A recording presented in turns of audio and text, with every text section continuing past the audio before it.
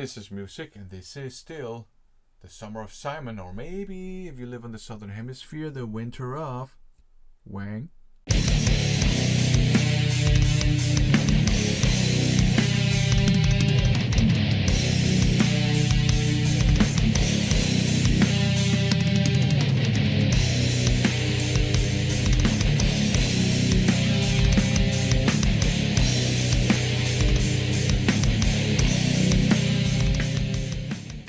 Welcome to another episode of Summer of Simon. This is a sub-series of the First Impression series on this channel. And in this sub-series, I follow up on an amazing and overwhelming VCLT I was sent by none other than Simon, Mr. Wet Wang himself from the Pieface channel. Check out his channel. You will be educated on obscure extreme metal, that is for sure. So he sent me an overwhelming VCLT with 40 plus CDs in it and a handful of cassette tapes, and as if that were not enough, the generous soul that he is, he sent me 2 extra CDs a bit later, and I just threw those CDs in this batch of CDs I'm going to talk about now. So let's do that. So first, one of the CDs he sent me later, Concerto Moon, or maybe Concerto Moon, From Father to Son. Japanese power metal from the late 90s, early 2000s. It's from 98. This is a 2000 reissue. So this is right in the era when especially European power metal was extremely wimpy and watered down. But before the era of the ongoing wave of awesome Japanese power metal bands. So I was very interested to check this out. Is it wimpy? Is it more of a progenitor of the ongoing wave of Japanese power metal? I think it's the latter. This is a great album. You do have the opening track, Dream Chaser. That's a straight up power metal song. Double bass drums, Schlager, larger than life vocal lines, all that stuff. But there's much, much more to this album than just Euro style power metal. It's a good mix of European leaning power metal and more oomphy US power metal with a very healthy dose of just straight up 80s Japanese heavy metal, and then just prog metal sprinkled on top for taste. So this is great. I really enjoy this. The vocals are your Japanese 80s Japanese metal style vocals.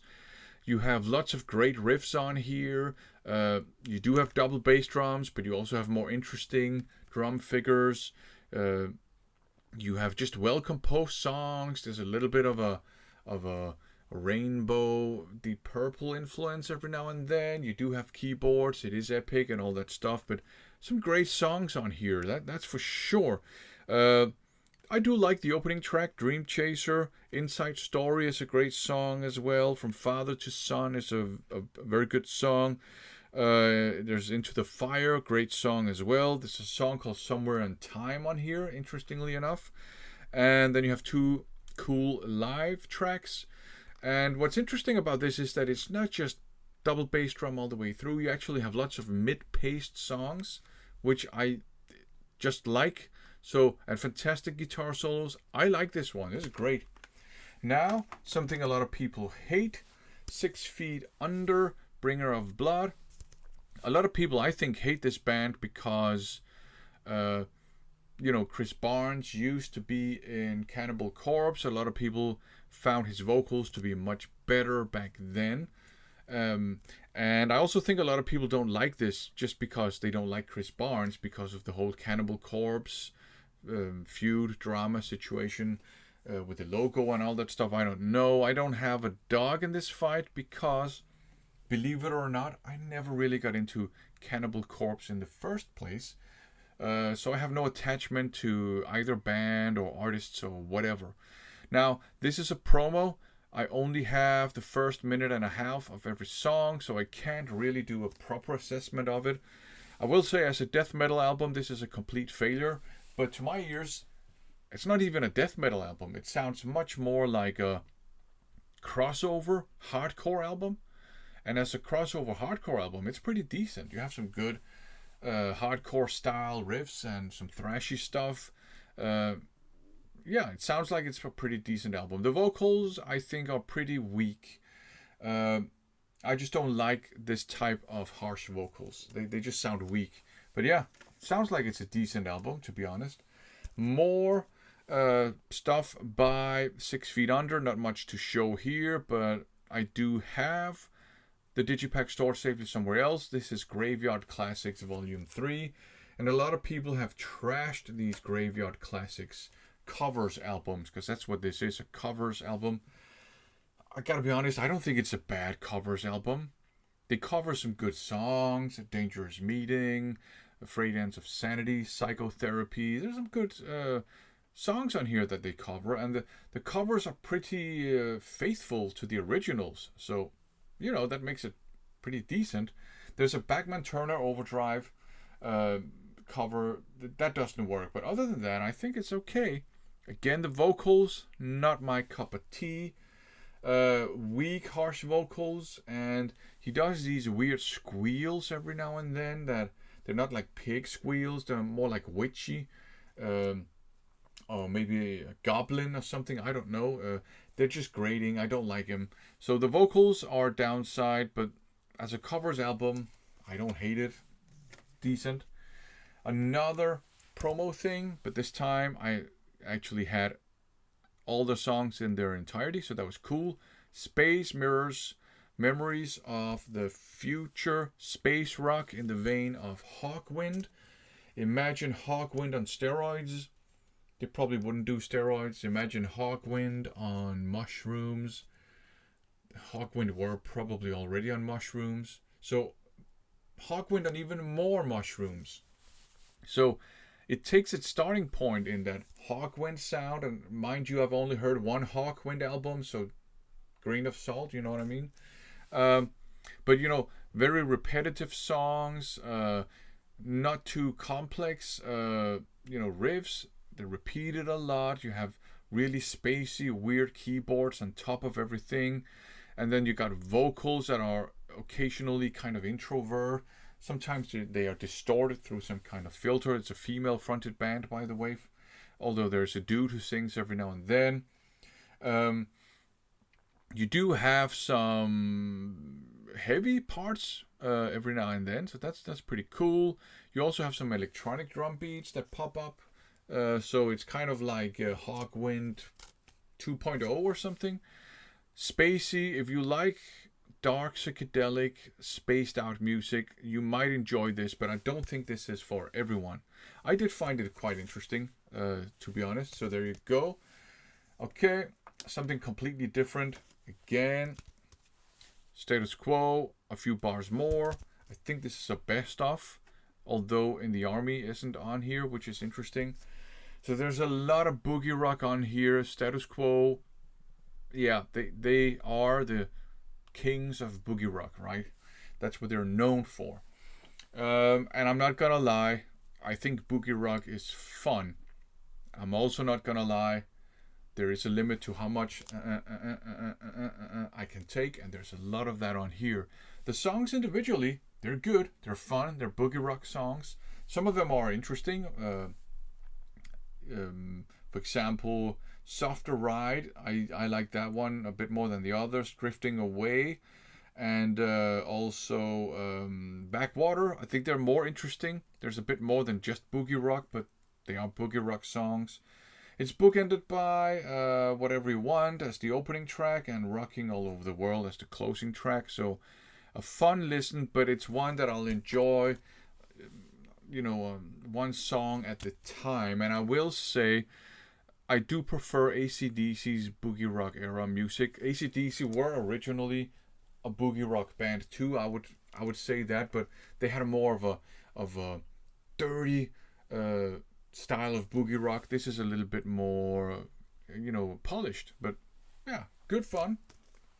One song at a time though. Something different again. Stone Sour, Come Whatever May. I expected this to be some kind of new metal or alternative metal or something like that. And there is a little bit of that on here. There's a little bit of new metal, there's a little bit of alternative metal, but I was positively surprised. There's much more going on here. You have some almost quasi thrashy parts. You have some hard rock parts as well. You have some heavy metal stuff. You have some really, you even have double bass drums. Um, but it is mixed in with your, yeah, like post grunge kind of music as well. Actually, very interesting. I will have to give this one some more listens. There are some kind of songs where, they're kind of aiming for angsty teenagers. Um, I can take or leave those songs, but there's some pretty cool, just heavy songs on here too. I was positively surprised, that's for sure. Up next, we have Symphony of Symbols. This is called Stupefying Beliefs. Worst layout ever. Basically, like back here, you have dark reddish brown fonts in very small fonts on a dark reddish brown background.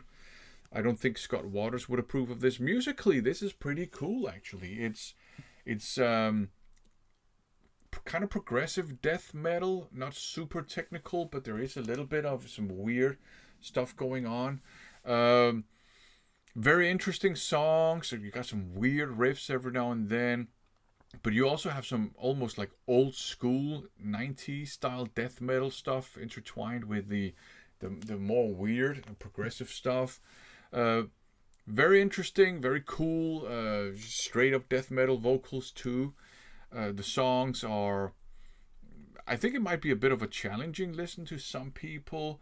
Like I said, don't expect it to be technical death metal. It is progressive, not in the vein of, not like early Opeth or anything like that either. They kind of have their own thing going on, and I quite appreciate that. I definitely enjoyed listening to this one. It was very interesting, that's for sure. Up next, we have this one here, Freak Show by Taketh. This is, I would say this is Melodeath, but it's kind of cool Melodeath. There is a lot of at the gates worship going on here, but you also hear like something that's more similar to Arch Enemy. And what I think is interesting is that there's a little bit of black metal every now and then too. You also have some blast beats. The vocals are your screechy at the gates style vocals, but then you have some heavy metal riffs every now and then. There's even like some doomy parts as well, and it's just cool. I like this. I had grown tired of Melodeath, but that also means I've missed out on a lot of really cool Melodeath. I think this is one of them. There's some riffs on here that sound like they were inspired by grunge music, but it works. I like this. Cool stuff. Up next, Trivium, The Crusade. I was under the impression that Trivium were a metalcore band, so I've always kind of steered clear from them. I don't have anything against metalcore per se, or people who like metalcore. It's just not my thing, you know what I mean? But this one here, I don't hear any metalcore. Maybe there's some melodic elements from melodic metalcore that they have used on here without the metalcore itself, if you know what I mean. But this is somewhere in between, like modern heavy metal, thrash metal, a little bit of power metal as well. You do have your ballady, almost poppy in places, not breakdowns, but sections. I didn't notice any metalcore breakdown, by the way, but this is good. I like this. Yeah, positively surprised. Solid, modern, heavy metal. Not a lot of metalcore on here. That's a plus in my book, because again, metalcore doesn't appeal to me. Might be a minus in your book if you're a massive metalcore fan. Who knows? Okay, now the other CD that Simon sent me a little bit more recently, Uncle Slam, When God Dies. Uncle Slam put out a fantastic crossover thrash album called Say Uncle, and I think this is their third album. I'm not sure. And this is not as popular, and a lot of people don't like it. People say it's weird. And it certainly isn't really a crossover thrash album, if we're being completely honest. It does have some thrashy parts. The first song, When God Dies, sounds thrashy to me.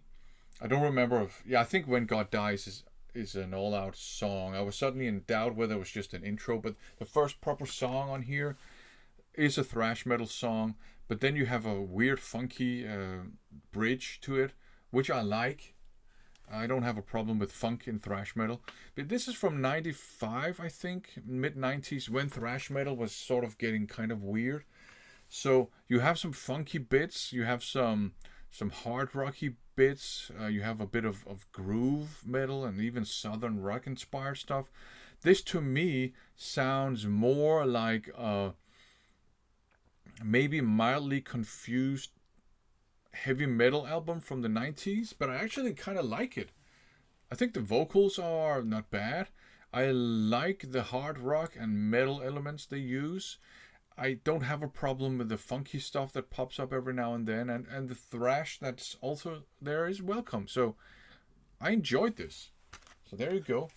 And a blast this for this video. Picture this by Wet Wang.